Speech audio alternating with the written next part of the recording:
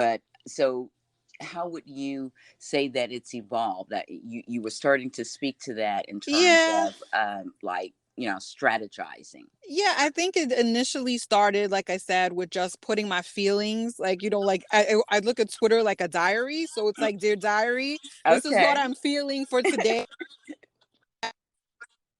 this or this. And then, people Hmm. start commenting. But then I felt like, okay, I never said, okay, well, this is what I want to do. It kind of just happened organically, where I was in the K Hive, and people were starting to listen to the things that I was saying about Kamala, and they were listening, and even more so probably when she dropped out and Joe Biden was the front runner. And I was like, Right. okay, I really don't want Bernie Sanders to win, or Elizabeth Warren. So I really supercharged my tweeting, and kind of got really focused on the strategy piece of it. Okay, this is what Joe Biden needs to do to win. No one, it didn't matter if anyone was listening to me, but people were starting to listen to what I was saying, and That's realizing, amazing. yeah, Like like you what were I was just saying like, was like, this is yeah. what we need to do, and Oh yeah, I used anybody to make that's lists. listening.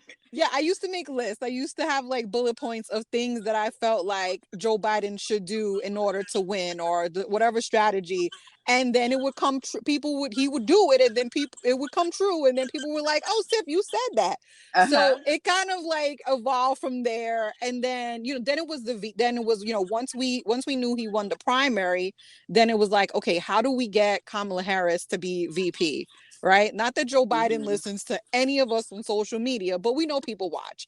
So I went on a whole campaign to try to figure out a way, to just boost her up so that people could see. And then that was like during a period of, like the George Floyd, Hmm. death, and police reform. And, Right. A she lot was going on. constantly on TV. So she made it easy for us to be, and especially myself, to be able to kind of promote the fact that she would be a great VP.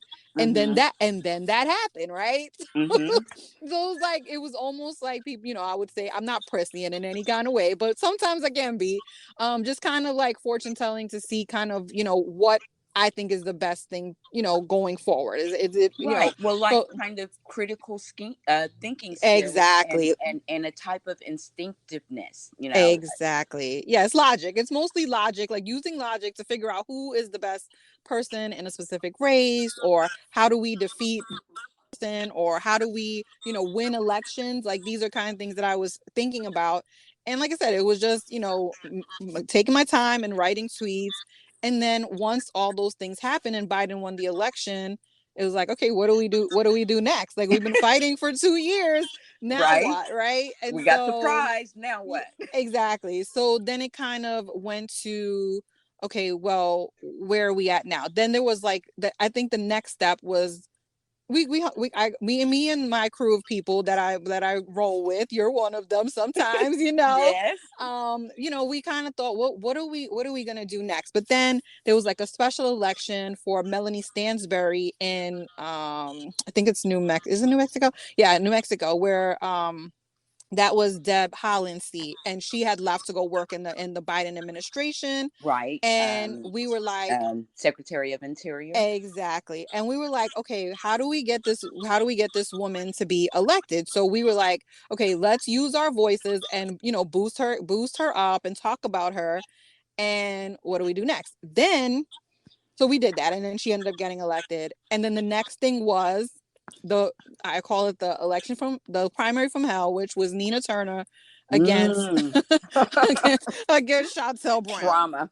Yeah, that was the drama. So we were like, okay, well, what can we do to help her? Right? She's going, Chantel Brown. We had heard about her. We kind of knew about her, but we started seeing her a little bit more.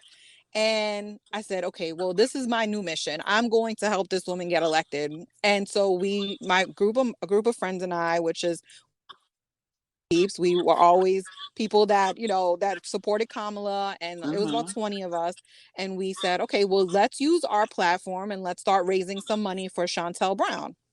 And so we did that. That was our kind of our first election that we were like, let's try our hand at this. We've seen people do it, raising money. Let's see if we can collectively put ourselves together and, just see if we can get donations for her. And Wow, I did and not know that she was the first one that you did it for. she was the first one. And so we ended up raising $11,000 for her. And we had no clue what we were doing, like not a clue. We were like, okay, I just knew how to. I set up the page, the Act Blue page. We did the page, and you know what? People were receptive to it. They did not like Nina Turner, so it made it a whole lot easier for people to donate, Right. and they did. And then that's kind of when I was starting to make videos. Like I didn't know how to make videos, like I had no clue, but I got a program, like an app, and I just started. Necessity is the mother of invention. Exactly. So I said, okay, well, how can I get this information out there? Started making videos and, like, just videos of what was happening, speeches. Mm-hmm. Her team wasn't really putting her out there like that. So I Mm-hmm. was like, all right, well, I'm gonna put her out there. So Jeff, one of our friends, Jeff, he like a lot of stuff they were putting on Facebook. He would send me the link. I would cut a video, put it on Twitter, and everyone would get to know her. Okay. So that was kind of how we had went with it. Then there was like a big drama because Nina Turner and what's his name, Killer Mike, there was like a scene where Right. he was talking about Jim Clyburn, and then someone else in the group created a video. Then there was like a whole thing with the after that there was the pastors in Cleveland. They got upset about everything that was being said, and Nina Turner, she was going back and forth with them, and they had a video and that went viral. So it was like a lot of viral things that were happening at that time. Mm-hmm. And that was kind of how I got into TikTok. Okay. So I wasn't on TikTok until then. So that a day after Chantel won the primary, I was being very petty, and I was like, you know what? I said to Renee, I said, I think I'm going to join TikTok and I'm going to make videos. I'm telling you, these things just happen like just oddly. So I just said, okay, well, I'm going to make videos, and and then I started making videos, and that's when I started doing my weekly videos on, what was happening in the Biden administration, because I felt like there wasn't really um a, a way for people to really simply understand what was happening in the Biden administration. Right. We had the news, but the news isn't always going to tell us everything we need to know, or it can be biased. And so I said, you know Or what, not let me. put in terms that, just average folks easily understand. Exactly. So I said, you know what? Let me use my voice and break down some of the top stories of the week of what was happening, in the Senate, in the House. I think at that point we were trying to, get some legislation passed. It was Build Back Better.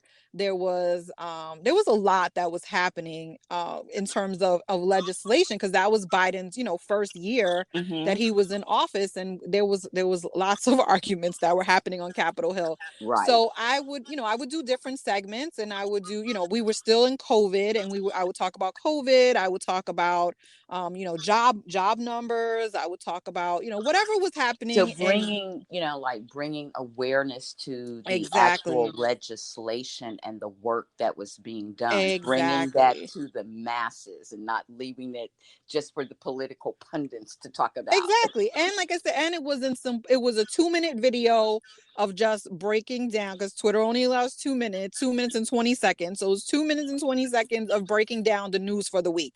Mhm. And if people were receptive to it, and people would watch it, and I put it on Twitter and Instagram, and also on, like I said, I made it on TikTok. And so it kind of brought awareness to what was happening in this country, politically, what the Republicans were doing or not doing, what Biden was doing. I used to also do like a segment, because people used to say, where's Kamala?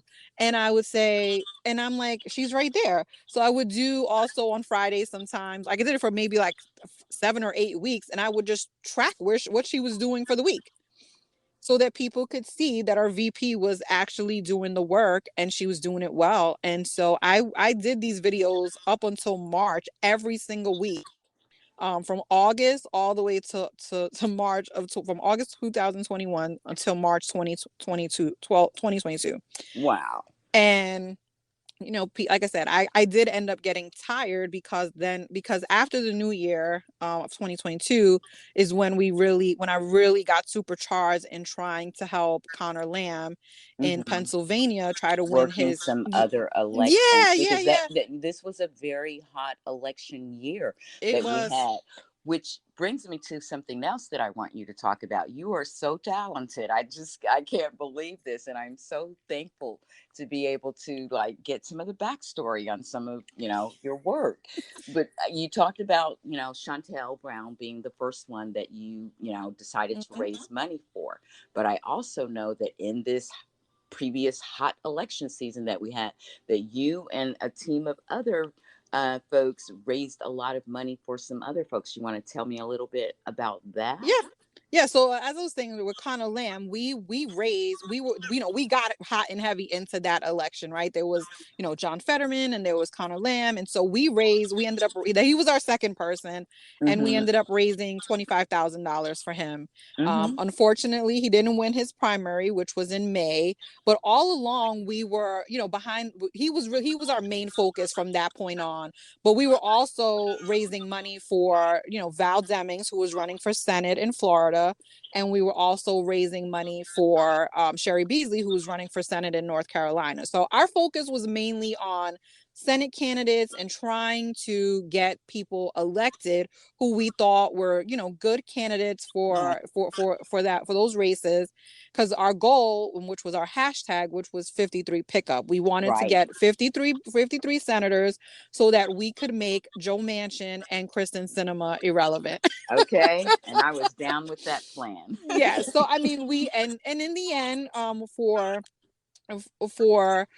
Sherry Beasley and Val Demings, we ended up raising about $125,000. That blew me away when I saw, Yes. the work that, I mean, you guys deserve so much praise for that. I mean, that's awesome. Yeah, and it wasn't something that I did alone. Of course, it was myself and mainly Crystal, Michelle, Chris. Mm-hmm. A lot of people put in time and work. Sending messages constantly.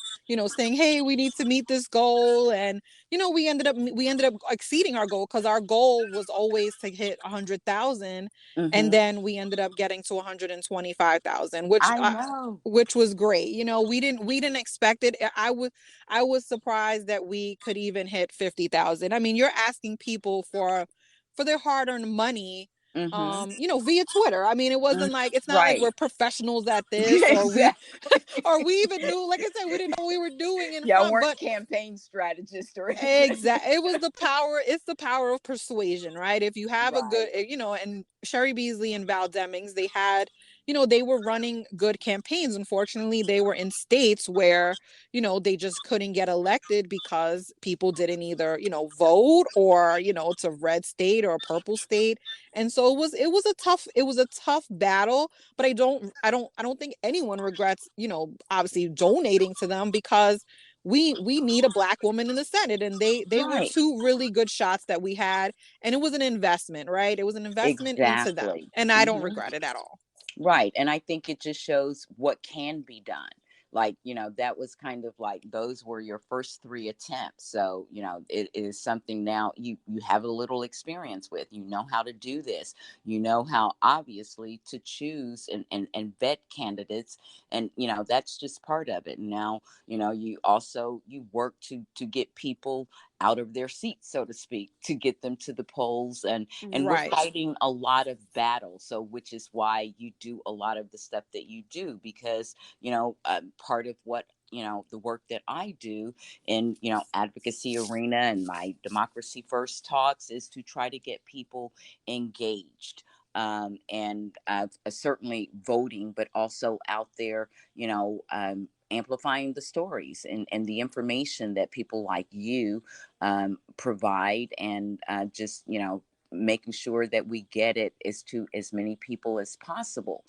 And one of the things that I really liked, that you helped me and our community a lot with, that I'd like you to share a little bit about statistical analysis. Like, you blew me away with that, and there are a couple of other people who are really good at that. And I wanted you to talk a little bit about that, like how you were drawn to it, and how you use it, what tools that you use, like, how does that um, play a role in your work, your political activism.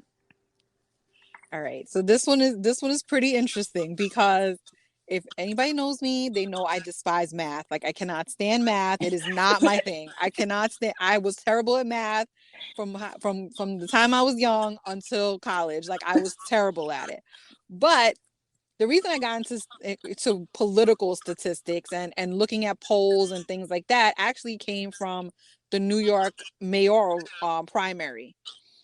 So there was constantly polls that they were putting out, and they were saying, they were talking Adams who had the chance, and in that race they were doing what is it called? When they rank choice. Rank choice. So it was a different kind of race. It was the first time they ever had done this in New York.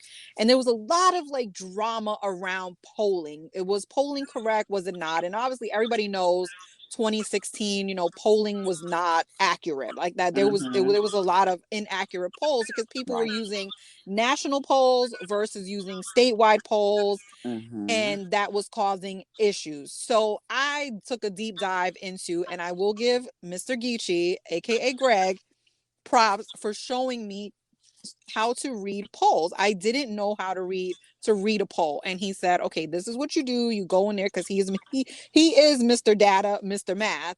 Okay. And he said, "Okay, Tiff, this is how you go in there and look at it." And so all I was doing was really comparing polls, right? What is it in the poll that you really want to see? Mm-hmm. It's not about the top line number, 50% versus 47%. There is data within the polls that is what you're trying to extrapolate. So what you're trying to get out of there is, okay, how are people responding in this poll if they are women, if they are men, if they are Latino, Black, Asian, white, right? Mm-hmm. What are those people thinking? How are What they story responding? is it Yeah, telling? there's a story within polls that I didn't realize was there until I really started to examine them. Mm-hmm. And so after that race, I was like, you know what? I'm gonna really take a deep dive. And there was constantly poll. We know that there was constantly polls about Joe Biden's, job performance and Right. Kamala Harris's job. So that kind of morphed into, okay, this is about an election, but it more morphed into what are these people trying to say? Because I don't, there is not a top number means literally nothing to me. Nothing. Yes. But I need to know how, women who are Latino are thinking about this race, or Mm-hmm. women who are white women. We always talk about white women, the 53%, right? How are they going to vote in this election, or how are they viewing Joe Biden or Kamala Harris or whatever person that we're polling this day? Mm-hmm. And so I started using that to my advantage to say, okay, well, let's look at this. Let me see what these people are thinking. And then I started using that, especially in the Pennsylvania race, I was using that to kind of see where things were. Then I started using it in my own state, which was, which Westmore ended up winning for governor. We had a huge Right. election here. Using that, there wasn't very many polls. So for me, that race was more about what was happening on the ground. Now, is polling can be subjective. It really is, what someone is feeling on any given day. And Mm-hmm. you could look at three polls in three different, from the same day, and they all say totally different things because Right. they're talking to different people, and it is only, a subset of people, 1,000 people, maybe 300 people, and they all have different reasons why they don't like this person, or it could be something that happened during the week in the news, or the economy, inflation. Mm-hmm. People have different reasoning. So that's what I used it for. And I don't really love polls, but I told a story based on what I was seeing in the polls. Right. Well, I appreciate that. And like I said, I relied on it a lot to help, in our conversations in Democracy First, which is, was very, civic minded and engaged. But again, like during these elections, some of this data held a lot of compelling information.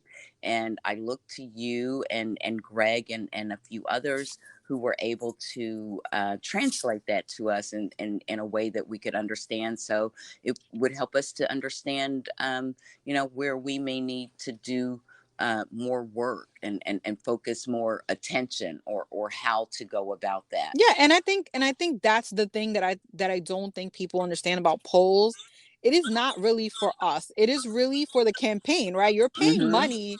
You're paying money for people. Most times you're paying money, especially doing internal polls, you're paying money to find out data about people. Mm-hmm. These companies are paying, usually, some of them are independent, but like, let's say a CBS, right? They're paying money for a pollster to go and gather this data. So Mm-hmm. we have a responsibility as, citizens to look at the poll. Do you have to believe every single poll? No, but there is something. But most people don't really know how to read them, so they're just going off of, okay, well, Biden is at 45, 44%. Taking that top number Yeah, because and they're most of not. the time that's what the media is just giving, and they Exactly. formulate their narrative from Yeah, that and I top think what number. I really got out of those polls is where Black voters are, where Latino voters are. I knew Catherine Cortez Masto was going to win the Senate race in Nevada based on Right, polls. I knew it based on polls because you said that from the I very looked at her beginning. numbers, compared them to Biden's in 2020. I also saw where I said to a few people, I said, they're taking advance.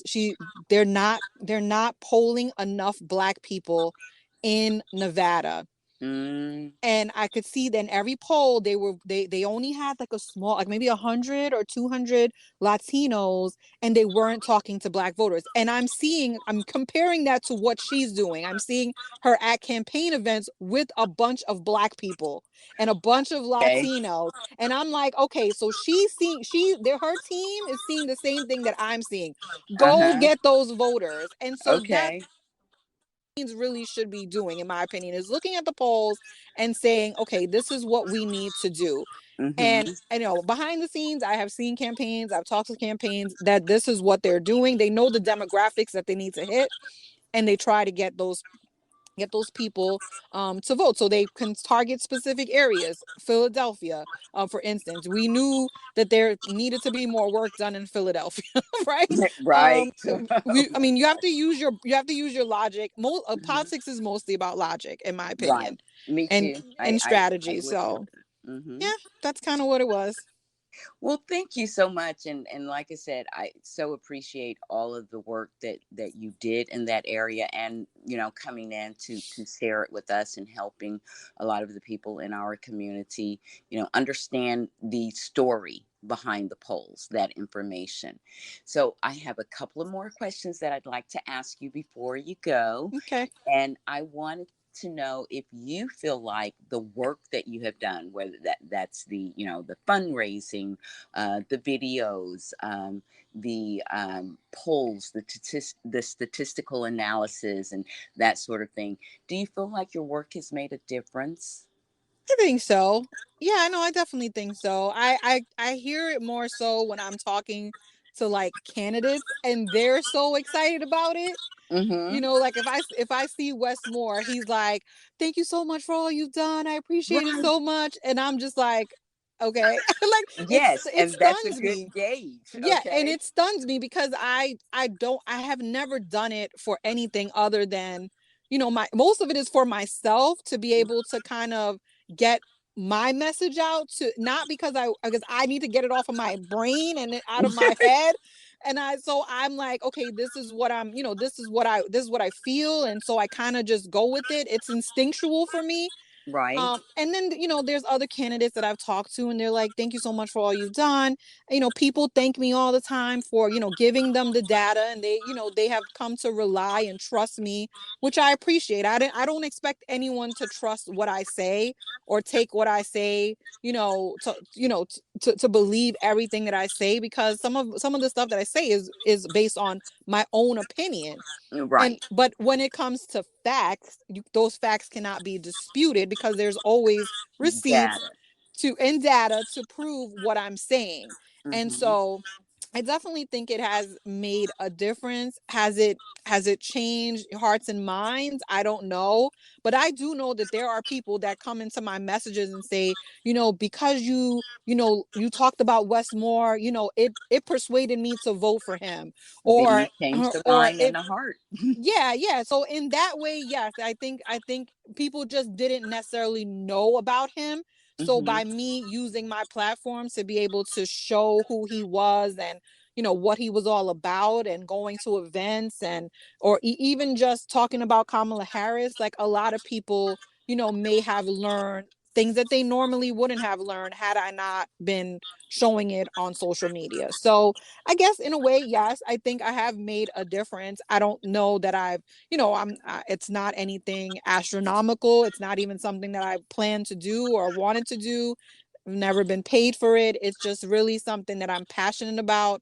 And like I said, mostly for me to kind of just get my thoughts out. Like I said, it's almost like Dear Diary. And Right. and I I just use love it. that you explain it that way. I would never have thought about it that way, but that is a good way to look at it. I might have to rethink the way that I tweet, my approach to tweeting, because it's just not something that I have a a grasp and a knack for. I do love it, because it is, it's a great source of information, and it's a great tool. Yeah, So I and it's a always like skill. to learn It how is an to actual use it skill, to better. be honest. It is a skill. To tweet is a skill. Like, to tweet effectively. Like, I watched people for years. Like I said, Hmm. I didn't even tweet. I used to watch people and how they tweeted, and you only have but so many characters to get your point across, and you I have to know. have brevity. A lot of people don't have that, and so that is Yes. also it. Like, you have to be able to state what you want in 200 and what is it, 240 characters now. I mean, at one point it was less than that, Right. or 280 characters, and you have to be able to express your point in a very short time and be effective at it. And Hmm. so it is a skill that you have to learn. And I get why a lot of people don't want to put their thoughts in words. Hmm. It's kind of like blogging, right? Right. If you're a blogger, you want to go and you want to write about whatever on any given day. I use Twitter in that way. Like, I'm blogging about whatever I see in any given day, in any single hour that Yeah, and compels I me to write like about. to blog, but I don't know, it's something about that character limit that freezes my brain. Like, it's like I can I do, but my brain freezes, and it's like uh. That's so funny. But I'm going to keep working on it, and I'm using people like you, Renee, and others as my mentors and role models. Yeah, Renee is excellent at it. She could write one Yes. sentence and it goes viral, and I I just